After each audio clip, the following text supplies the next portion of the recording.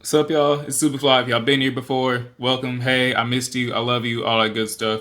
If you're new here, come with me. In my struggle to make content, on top of trying to make my content better, I have not made a story time in like months.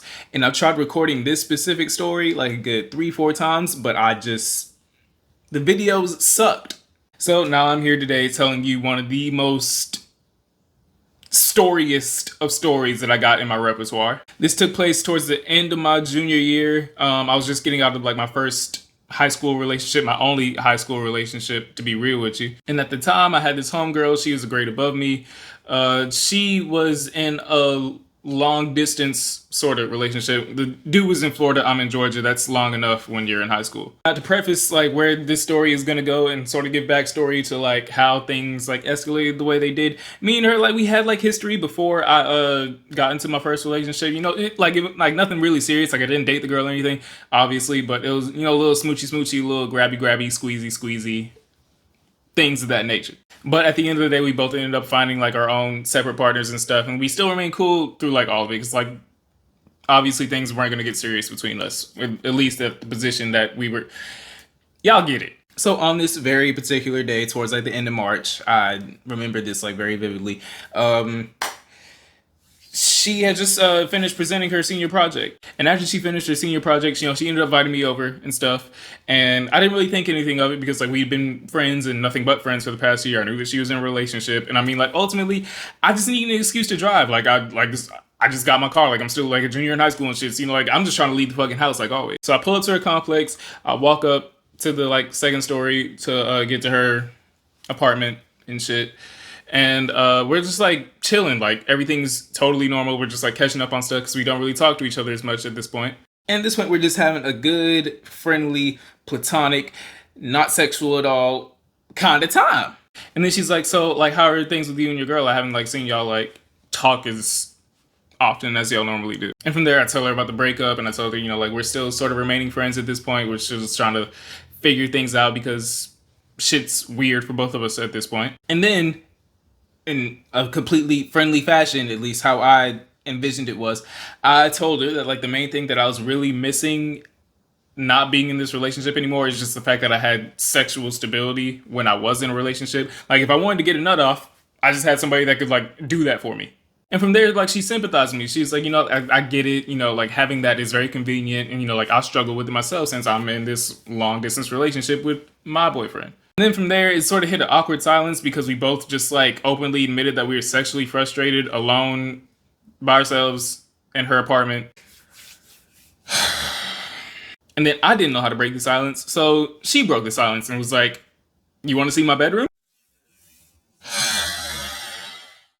And then like it's starting to like actually like hit me a little bit, like maybe, just possibly, this isn't going how I planned.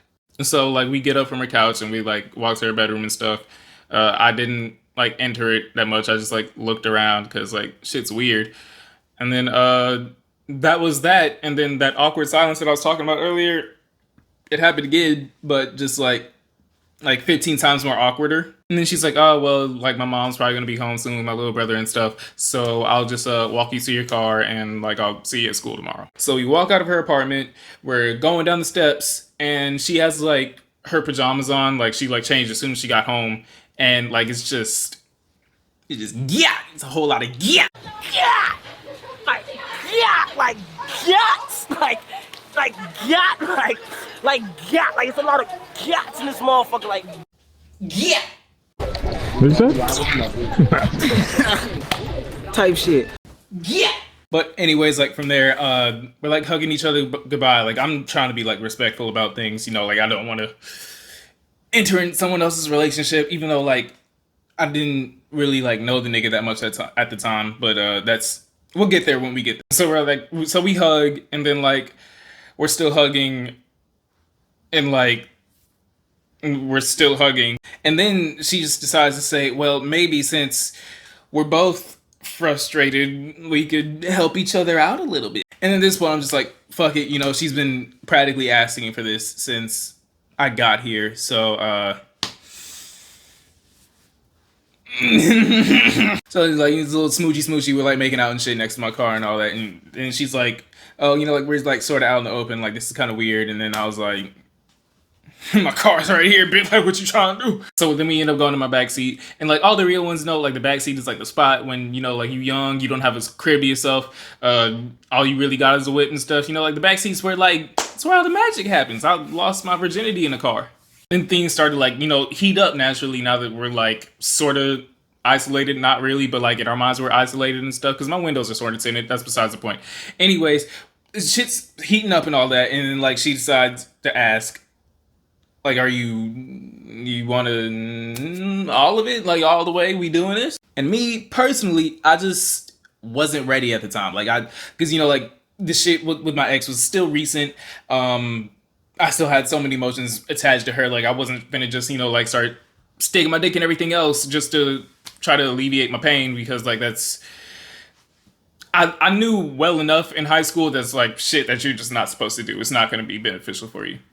But that logic got thrown out of the window when she was like, well, can I give you head? And at this point, I'm 17 years old. How the fuck am I going to turn down some suck, nigga? So she started to go into town, and this shit was phenomenal. I ain't gonna cap. It was the meanest gluck yuck twin turbo grapefruit supreme action that like I had like ever gotten at that point. You know, like she's down there going crazy and shit, and like in like natural guy fashion. Someone help me out with this, by the way. I don't know what to do while I'm receiving head. Like, do I feel like pushing her head's too abrasive. Talking to her is weird because she can't talk back. Her mouth is full.